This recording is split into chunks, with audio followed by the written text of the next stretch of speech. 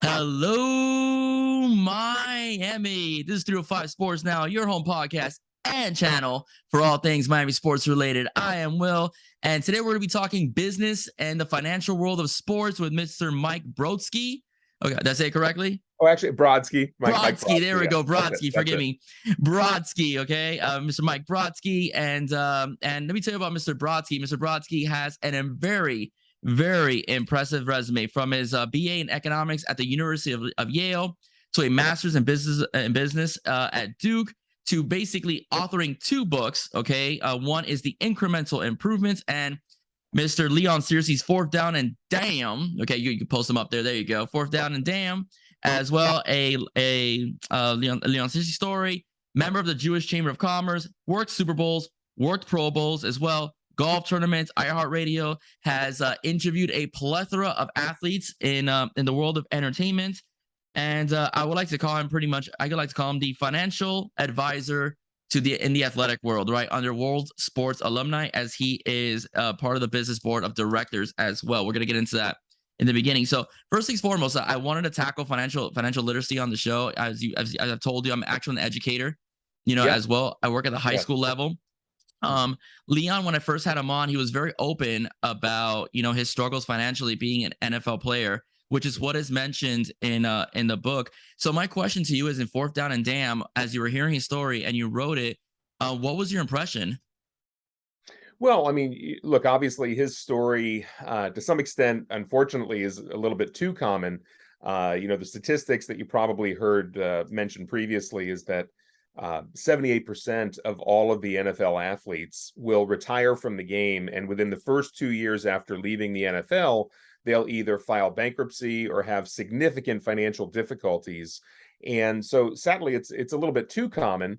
But Leon, I think one of the things that made the book Fourth Down and Damn so interesting was that he was so honest and open about his many of his struggles, and certainly he kind of talks about how the book is in many ways a cautionary tale for other athletes to hopefully avoid making the same mistakes that he made along the way. I mean, here you have a guy who, at one point was the highest paid offensive lineman in the NFL and still managed to somehow retire broke and twice divorced. I mean, he made a lot of mistakes along the way, of course, but hopefully athletes today maybe will do a better job of not making those mistakes in the future.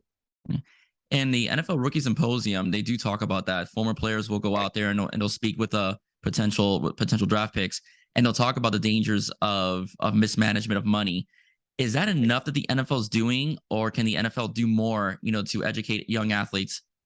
I think it's a good start. I mean, the bottom line is, hopefully the athletes themselves will kind of listen to the message, but it's a really big challenge, I think, for any athlete, because you have these athletes that are coming out of college, going into the NFL. And I mean, the NFL minimum right now is about $705,000 a year, but many of them are getting signed to multi-million-dollar contracts. And the problem is, everybody in their life, every family member, every friend they've ever had is going to be reaching out to them, basically looking for a handout, right? They're going to want money. They're going to want maybe a loan, maybe a car, maybe a house. Hey, why not invest in my new restaurant I'm opening up? Why not invest in my car wash? Why not invest in this business that I'm starting? Whatever it might be, they're getting hit up from everybody that they know. And it's very difficult to say no. I mean, Leon is very, honest about, how eventually he learned to say no, but it wasn't until the money was kind of gone. But he's certainly a lot more willing to say no to folks now at this point. Yeah, well, the thing with a lot of these athletes is that when they're literally like broke, a lot of them come into the NFL without anything in particular. That's why they want to go to the NFL, because it's a way out. It's a way to also have financial security as well for themselves and their families, etc. And I think one of the main dangers is the fact that they're 18 years old. They get all this money they know what to do with. So the cars come in, the women come in, the homes come in, in general. So going into what we're going to talk about, how important is it for an athlete at a very young age to have financial education? The reason why I bring that up too is because now with NIL deals, which by the way, I am in favor with some limitations. these kids are now seeing money like $60,000. Bryce Young was paid $1 million before he ever threw a pass against Miami, his freshman year. Yeah. So, how important is it for these kids to be financially sound, literally right out of high school, right when they get into college, where they're going to be seeing a lot more money than even some of their parents are making? I think it's very important. I've always been a big proponent of financial literacy, and as you probably can attest, the schools in general don't really do a great job of educating people about money. So it really falls to the individual athlete to go out and educate themselves. Hopefully, find a good financial advisor. Maybe do some reading. Get some books on managing money and investing and that sort of thing. Just some of the basics. But it's not easy because it's not like they're being taught that in the school, so they have to kind of learn on their own. But you're right in that, up until just a couple of years ago, obviously these players were coming out of college with no money, and all of a sudden now they're given these huge, massive contracts by the NFL, and it was kind of overwhelming. It's kind of like the same thing you would see with lottery winners, who are not used to having all that money, and then all of a sudden they win a big lottery. It's kind of the same thing. If you're not used to managing money and having money, it may seem like it's going to last forever. You sign a big contract and you think, hey, now I can buy that big house, and I'll buy a house for my parents, and I'll buy that fancy new sports car. And before you know it, the money is gone.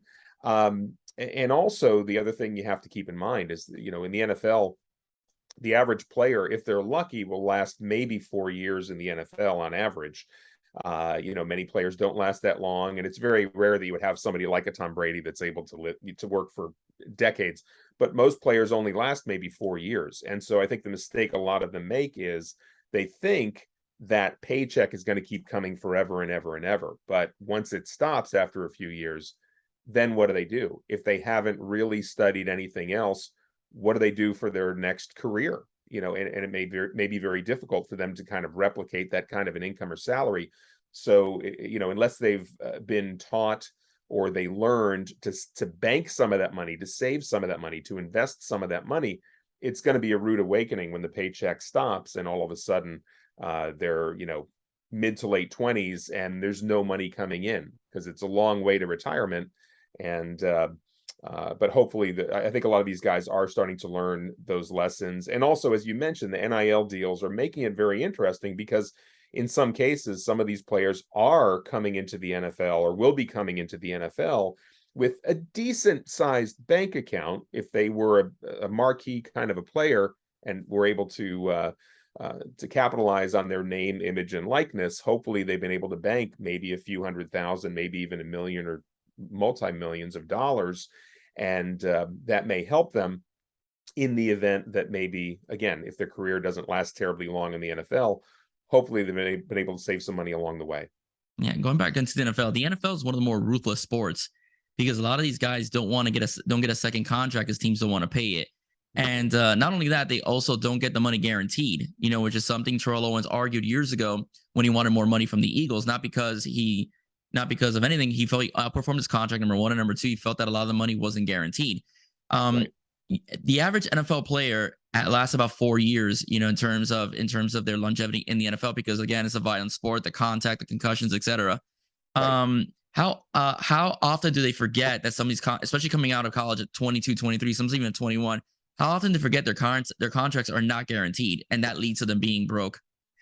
Well, that's a good question, and I guess it really depends on an individual basis. But I Okay. think you're right. A lot of them just kind of, they think they're invincible. They think they're going to play forever. They think the money's going to keep coming in for forever, and that's really not the case. One bad injury can completely devastate their entire life, really, and their financial well-being. So it's a challenge, and the NFL, certainly more than any other sport, is really brutal when it comes to that particular issue. So the hope is that more people, as you mentioned, the NFL is doing a better job of it, trying to educate the players, as they're going through their rookie camp and everything.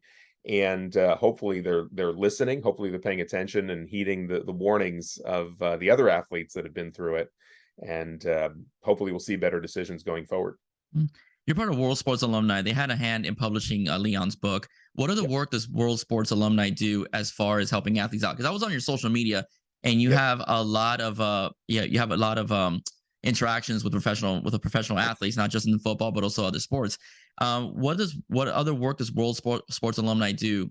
As far as in the financial sector, in the sector of publishing books and et cetera.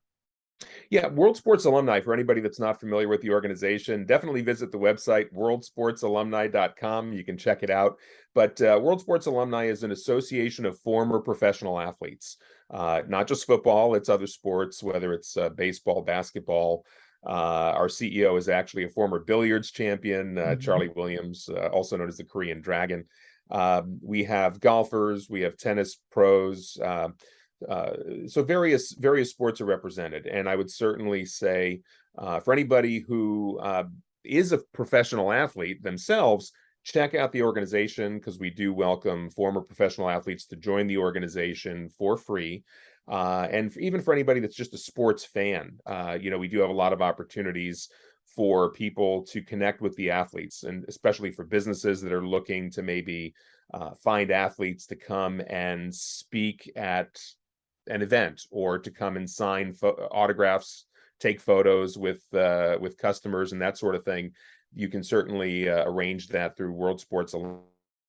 So really what we're trying to do is to sort of connect the athletes with the business community, with different business opportunities, money making opportunities in some cases, and also to connect the world of business with these kinds of sponsorship opportunities, to connect with the athletes, to connect with, if they're sports fans, it's a great opportunity to connect with a lot of athletes in one place. Um, so I would say definitely check it out. You can kind of see the roster of who's currently a member of World Sports Alumni, and learn more about getting involved in terms of membership. But to get back to the WSA publishing, Fourth Down and Down was actually the first book that World Sports Okay. Alumni put out. And it's sort of an interesting story. And I know you heard it because you were at Leon's book signing down in Coral Hmm. Gables, but um, Leon has been working on this book, on his autobiography, really for over a decade. It was probably about 12 or 13 years that he had been working on this. And he had kind of been shopping it around. And even World Sports Alumni had initially put him in touch with a couple of other authors. And for whatever reason, it just never sort of came to fruition. And the CEO of World Sports Alumni, Charlie Williams, reached out to me because he knew I had written a book previously, and said, "Hey, listen, Mike, would you be interested in helping Leon with this project?" And this is back in July of 2020 when COVID was raging, and Hmm. I had a little extra free time because we were all kind of cooped up inside and locked in. So I figured, yeah, why not? In some of my free time, I'll work on this book with Leon. And it was great. Leon turned over all of his diaries and everything he had been writing along the way, and also a lot of audio recordings that he had put together. And so he just gave me essentially all that material to work with, and I was able to turn it into the book that you saw, Fourth Down and Down: A Lineman Story, the autobiography of Leon Searcy, is told by Mike Brodsky. Of course, available on Amazon or Kindle, and also on Audible for anybody that prefers the audiobook. So it was a great project, a fun thing to work on, and certainly, I don't know if you've had a chance to read it. Have you finished it by any I haven't chance? finished it. Yeah, I'm pretty okay, close. I'm pretty close. great. Yeah, Yeah, I was just gonna say that it's a phenomenal book, and it's a great read. And if you love football, he tells amazing stories. And if you're a Canes fan, especially, he tells amazing stories. yeah, Not just about it, and he is very detailed about his time at the University of Miami, which is what a lot of locals down here we love to hear. Because these players had fascinating lives. They were treated like rock stars, and they're 18, 19 years old. So yeah, I read quite a bit of it. I read quite a bit of it. Went over it with Leon when I had him on. Pre-recording. I had him on, and it was it's phenomenally. It's a very good read. It's fun. It's not there's not one boring sentence in that book at all. So thank you, Mike, for writing it. And World my Sports Alumni pleasure. for publishing it, because like I said, it's a great way for number one for people to understand how college football is, because I don't think much has changed in terms of the atmosphere. Also how the NFL works as well. And Leon's storytelling, and that's one thing about a lot of former athletes. They're great storytellers. I have a No, I don't have, but here down in Miami, we have Joe Rose. He used to play for the Dolphins, and Joe cannot stop telling his stories, days with Shula, and when Marino first got Yeah. there, and it's just, and you can't help but listen.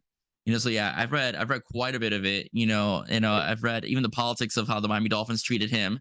Yeah. As well. Yeah. Which was very sad, and that player never amounted to anything, to be honest with you. But yeah, I strongly recommend if you love football, and so on, and you love the Canes, which I do, you've got to get that book. It's a great read. Yeah, and certainly even if they're not Canes fan, maybe they're a Steelers fan, maybe they're a Jaguars fan, It's true. or I'll mention even my wife, who was not necessarily a sports fan, just loved the book, loved the story about Leon's life. I mean, there's a lot more in there beyond just the football. So a lot of life lessons to be learned, regardless of whether you're a football fan or just a fan of a great story. Yeah, no, and yes, if you're a Steelers fan and a Jaguars fan, you can read it too. Exactly. No, absolutely. It's really no, and again, the Steelers are a great franchise, and he was with the Jaguars when they were a very good football team. He actually, interesting enough, and I'm going to get off topic. I'm sorry, but he made the Pro Bowl with the Jaguars for 2 seasons, so he had a great run with Jacksonville. Now, since we're on the topic of writings and so on, you wrote another book called Incremental Improvements. Do you want to share what that's about with the audience? Sure. Yeah, absolutely. Incremental improvements, change your life one small step at a time. It's a self-help, self-improvement book. Was number one on Amazon's personal transformation list, but it originally came together as a way for me to I was kind of gathering my thoughts of how to sort of tell different stories when I would meet with potential clients or clients to talk about different issues. What I was finding is I would be in front of a group of clients, maybe at a 401k meeting, enrollment meeting, or something like that. And people were asking me questions, not just about the money you would expect as a financial advisor. You expect the financial related questions, but I found they were asking a lot of other questions that had nothing to do with money, just about other aspects of their life or their lives. And so I wanted to sort of craft these messages about how to answer, and provide that kind of advice that they were looking for. And the theme that sort of kept coming up was this concept of incremental improvements. You could think of it as baby steps, or the Japanese philosophy of Kaizen is very similar. Yeah. But the whole idea is just, I think a lot of people get overwhelmed when they look at a certain goal that they're trying to achieve. And the whole idea of incremental improvements is just to kind of break it down into smaller, bite-sized pieces and just think about, what step can I take today? What one thing can I do to make my own life a little better, or what one thing can I do to make someone else's life a little better, or even what one thing can I do today to make the world a little better. So that's sort of the concept of that book. And certainly for anyone who's interested in it, you can actually go to the website www.incrementalimprovements.com, and the PDF version is available there for free. If you scroll down to the bottom, you can have the PDF version emailed right to you. Of course, it is also available on Amazon and Kindle for anybody that prefers the hard copy. You're certainly more than welcome to get that as well. I'll definitely be getting it. I'll be definitely Oh, getting it. great. Yeah, I'll Excellent. definitely be getting it. Great. So going back to the whole idea of improvements and so on, I want to circle back and go now to financial literacy. We talked about at the athletic level and the dangers of, basically what Leon called them. You're very nice about it, but Leon called them parasites. All right, especially in Yeah, the yeah, athletic world. You know, right. but as far as financial literacy goes, our governor signed a bill mandating financial literacy in high school. Mhm. So, how important is it even for the average Joe at the high school level to be able to have an understanding of how the financial world works? And what I mean by that is, I mean by investing, entrepreneurship as well. Not getting into debt is another thing too, as well. So, how important is that for someone, even as young as I would say middle school to even high school, be able to comprehend? I think it's incredibly important, and I think it's great that at least hopefully in the state of Florida and maybe in other states, that you'll start to see more of an emphasis on financial literacy. Kind of teaching some of the basics, because sadly, too many people get into the workforce and nothing about money, nothing about investing, nothing about saving. And so it becomes a problem because they find themselves getting into various problems related to misusing credit cards and having too much debt, or in some cases, some people don't even know how to write a check, literally how to fill in a check, something as basic as that. But I think it's great that the schools are going to start to push more towards educating the kids. I know, from time to time, I get opportunities to talk with students. I've spoken to groups of students from college and grad school all the way down to literally kindergarten students talking about some basic concepts involving money and investing. And I always enjoy it because I think the kids really seem to want to learn. They want to learn that information. And so I think it's important that we're able to provide that education to kids of all ages. Yeah, I was telling Leon that when I was in high school, I'm sure you remember this because you're in high school as well. And they never taught us about 401ks, Roth IRAs, how to budget, so I even told Leon that when I used to work at Publix before, when I graduated from high school, and Publix approached us with a 401k, and I thought it was a scam. I was like, Yeah. you want to do what with my paycheck? So I didn't know that. And I didn't know that. So when I started teaching, I work now with freshmen, but when I taught seniors for a while, I said 401k. You need to get Yes. a Yeah. read my lips.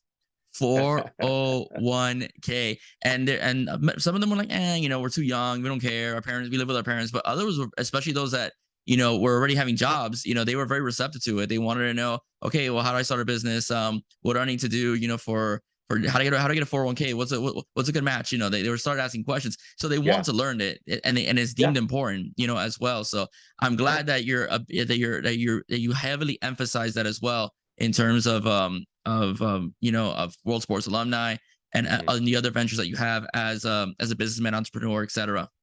Yeah, no, as a financial advisor, obviously we provide that kind of advice and guidance for folks.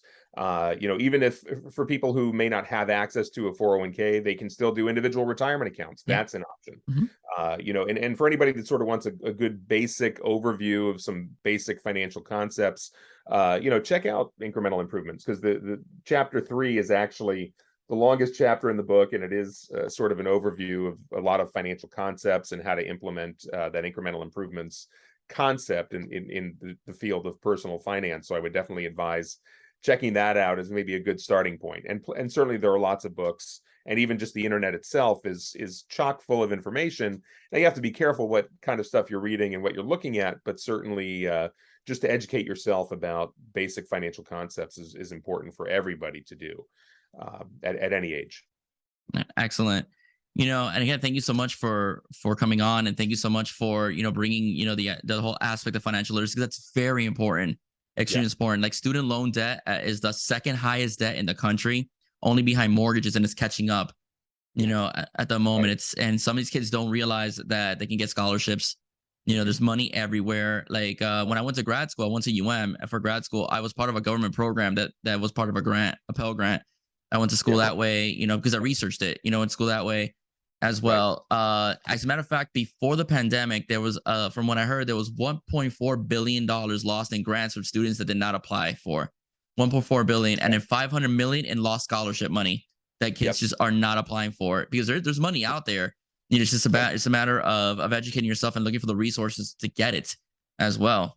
No, that's a very good, very good point. And certainly the internet is a great source of information about various scholarships. So for any student who feels like, well, I don't know if I can afford college, it seems like it's really expensive. The reality is that there is a lot of money to be had, a lot of scholarship opportunities. A lot of universities offer needs-based financial aid as well. So for folks who might be at a lower income level, in many cases, some schools will make it so that it's very affordable, or in some cases almost free, to go to that university. So do your research, do your homework like anything else. But I would say that for anybody that's looking to go on to college, there are a lot of opportunities to make it so that it's affordable. And even if you do have to take a student loan, it's an investment. It's an investment into your future, and it should ultimately pay off if you do the work and put in the time and effort. You'll get your money's worth out of it. Yeah, exactly. And also, I tell my students, I go, if you're gonna get a student loan, make sure your degree matches that loan so you can pay it off quickly. Because I mean, I've seen teachers that they go to Ivy League schools and they make as much money as somebody that went to Florence National University. So, and that's it's the same thing. But I tell my students, if you're gonna go, do what you want, but make sure that if you're gonna pick up a loan, make sure that you can pay that loan off quickly, because if not, it's gonna choke you for the rest of your life. and whatnot. Yeah. Mike, I also want to mention that he's a obviously he's a bright mind in business. He's a bright mind in entrepreneurship. He's all over the place. He's also a journalist as well. Mike Brodsky has dabbled into the world of politics. I'm not sorry, not politics. But yeah, Okay. that too, because I saw you interview Trey Gowdy. In the world of sports, media, podcasting. That's the word I was going to use. Podcasting, etc. So you've interviewed, and there's more. Feel free to add on. You've interviewed Michael Buffer. If you guys know who Yep. Michael Buffer is, he's the famous announcer for boxing, MMA, etc. You've interviewed Wayne Huizenga, who's a very popular, God rest his soul, owner here Yep. in the city of Miami. You've interviewed TJ Watt, who's part of the Watt family, who's the human sack machine. John Smoltz, Yep. Grant Hill, Yep. Jared Cook. Yep. So my question to you is, if you want to add, go right ahead, add more. Who was your favorite person to interview? And I'm gonna ask you one more thing. Go ahead. Oh, sure. Well, I guess, gosh, to narrow it down to one, it's hard to say. Or a couple. I'll say this. I think the one that was probably most important in terms of kind of rebooting my journalism career. I'll shout out Jared Cook, because what happened really was I used to work as a television news producer with the NBC affiliate in West Palm Beach, actually WPTV, which is just up the road from where you are down there in South Florida. But so I had worked as a television news producer with them for several years in the mid 90s, and then worked with America's Health Network. So I worked in TV for a few years before I became a financial advisor in 1997, around the time that I was getting married. I've been working as a financial advisor for, it's been 25 years now. And but it was back in 2019 when the Pro Bowl was here in Orlando. A buddy of mine was able to get me a media pass to cover the Pro Bowl practices, and I was given one assignment, because the way his website was Vegas Sports Daily. So he said, listen, all I need you to do is make sure you get me some audio with Jared Cook. He was the only Raiders player in the Pro Bowl that particular year in 2019. So I'm at the this is my first day back on the job in media since 1997, basically. And so I'm standing there at the practice. I see Jared Cook. I introduce myself, and he says, okay, I'll be with you in 1 minute. I just have to go talk with the Raiders team media. And as I'm listening to him, I overheard him tell a story that I thought, oh my gosh, if I can get him to tell me the story on camera, this will be amazing. So my journalistic instincts sort of kicked back in after not having done this for decades. But this is during the government shutdown back in January of 2019. You might remember the government had shut down. So Jared Cook, I got him to tell me the story on camera about how he had just flown into Orlando. And he said, yeah, these TSA agents, they broke into my luggage. They stole my shoes. They stole my clothes. But hey, there's a government shutdown. You don't pay these guys. They're going to turn on the ones they serve. If you don't feed a dog, they'll go to licking on your bones. I mean, it was just a great soundbite. And as a result of that story, it ended up actually getting picked up by ESPN, Bleacher Report, and TMZ. And all of a sudden, it was like I was kind of able to sort of get back into the media and kind of cover some stuff, like some of the golf tournaments and the last 3 weeks of Super Bowl, and even the following year's Pro Bowl when it was still here in Orlando. So it's been kind of fun to be able to do that just on the side for fun, and to meet some interesting people along the way. And that's how I got a chance to interview like Michael Buffer and some other folks. But it's been just a lot of fun to be able to meet these people and talk with them, and great opportunity. But I think you may have had another question in there as well. Yeah, I think you answered it. I was going to ask you, what's the story that ESPN picked up? And you just told me it was a Jared Cook one. That was my follow-up. Yeah, that was the Jared Cook story, right? So that was the one that got picked up. Yeah, I saw it soundbite, from the information you sent me on TMZ, and it was great. It's very refreshing and honest. I like that out of the athletes. I also like this nonchalant approach. Like, well, they're not getting paid, so the heck with it. Yeah, right, exactly. Yeah. So I mean, he seemed okay with it, because it was a big story at the time. Like on Twitter, TSA was tweeting back like, we take these allegations very seriously, and he's like, look, I mean, I don't know who broke into my luggage. Somebody took something, and so they never did reimburse him for any of the stuff that was stolen. I guess he kind of looked at it and figured, even though it was worth a lot of money, he fortunately did sign a pretty big free agent contract that offseason, and Yeah, I he did. think he was able to hopefully replace whatever items were stolen. But I thought it was an interesting story, certainly, and obviously it made the news. Yeah, it definitely was, especially when I saw it. And he did sign a great contract. I mean, he really did with the Raiders. I mean, I remember that year, when he was out on free agency. Anything new, that you're up to right now? Anything in media you're doing? Anything in finance you're doing that you like the audience to know about? I guess I'm just busy with my day job as a financial advisor, but I'm also involved in several different not-for-profits, several different charities. I know that one thing I'll just kind of throw out there, I'm not sure if anyone in the South Florida area would want to sort of come up and visit the Central Florida area up in Orlando, but one of the charities that I'm involved with is the Mustard Seed of Central Florida. We're Mhm. a furniture and clothing bank, and we have our big fundraiser coming up on November 12th called Raise the Table, and that should be a great event. And you should be able to find some information on my link tree, which I guess I'll just mention since it kind of covers a lot of bases. If you're looking for any information about the books that we've been talking about, or even some of the interviews and other information that we've been chatting about, go to my link tree. It's linktr.ee/Mike Brodsky, and it'll take you right to that link tree, and you can find all this information on Yeah, there. when I upload this video, I'll put all your sites down. I got you. Great, Yeah, I'll put all wonderful. your sites down. I Mike, appreciate thank you. that. I'm sorry, what was that? I appreciate that. Oh yeah, Thank yeah, you. of course, of course, of Thank course. I, you. I, I like to take care of my peeps. All right, Mike, thank you so much for coming on. I'm very grateful you're on here. I know you're a busy guy, and so thank you so much. You're always welcome here on 305 Sports now. And let us know if you want us to, if you want me to cover anything, particularly you're doing South Florida. We'd love to promote it. Like if Leon's doing another book signing down in Miami, I'll plug it here without an issue, or any other athlete you work with. I'll plug it here, as well, and make sure that an audience shows up, and you get the crowd that definitely you deserve. Okay. I appreciate that, Will. Thank you very much. We'll definitely keep you posted because I'm sure Leon would like to get back down to Miami again for some additional book signings. So we'll probably be down there before too long. Perfect. All Great. right, everybody, once again, that is Mike Brodsky of World Sports Alumni. Once again, I am Will. This is 305 Sports Now. If you like what you heard, please do not forget to like, share, and subscribe. And don't forget also to visit Mike's websites. Okay, I'll be putting, like I mentioned, all his links down at the bottom, right under the hashtags for 305 Sports Now. Once again, I am Will. Stay safe. God bless. See you soon.